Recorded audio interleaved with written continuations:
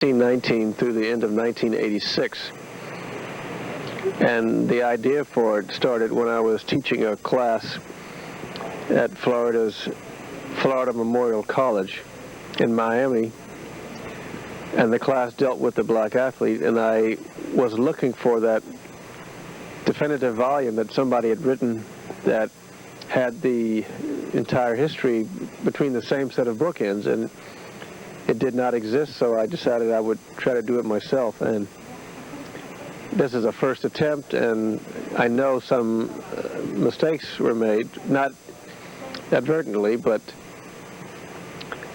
at least the people who figured prominently in all these sports and the narrative of what actually happened and the most important events are detailed in there, and it's doing quite well. It's already in its second printing in hardback. We understand that you did a lot of that research down at Tuskegee, right. Tuskegee. And you mentioned that they just have tons of information. Tuskegee has tons of information on the black experience, period. No matter what it is, it seems that in 1911, the archivist there at Tuskegee began cutting out articles about famous black personages in a wide variety of fields, pasted them to cardboard, and just filed them away. And no one had looked at the cardboard boxes full of sports clippings for decades. So I spent quite some time down there going through those cartons. Proposition 42 with one qualification. I do think the standardized tests should be replaced with something that is more predictive of success in college and not quite as culturally or sexually biased as a New York court found out about 3 weeks ago. But it appeared to me that if standards were not set and those standards agreed upon and laid down and unequivocally and in no uncertain terms be told or told to junior high and high school athletes that they wouldn't even try to meet those standards, because in the past these athletes were able to get scholarships purely on their athletic ability alone.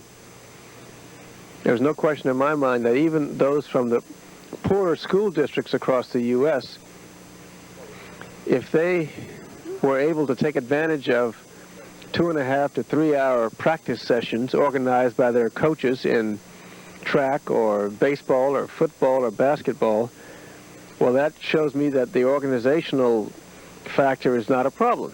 If you can organize a 3 hour practice for athletics, well, you can certainly organize the same thing for 1 hour for academics. And if that is done, even that culturally biased SAT score of 700 would be a piece of cake in most cases, because that's a very low standard. And so I'm all for setting what is a reasonable goal for these athletes to try to achieve and then have them surpass it. More than an athlete. It's a phrase we hear when players proclaim that Black Lives Matter or call attention to victims of social injustice. At the core of these gestures is real activism, and that's a testament to the enduring legacy of Arthur Ashe.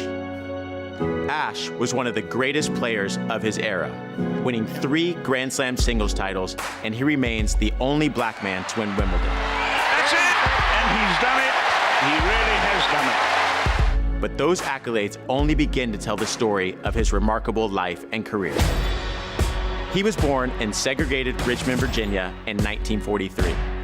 Ashe took up tennis at the age of 7, and 3 years later, he was introduced to legendary ATA coach Robert Walter Johnson. Under Johnson's tutelage, Ashe became the first black player ever selected to United States Davis Cup team. On the court, he thrived, even as he lived through the injustices of a country in the throes of major social upheaval. As black athletes struggled with the question of how to enact meaningful change, Ashe often found himself in the middle of the conversation.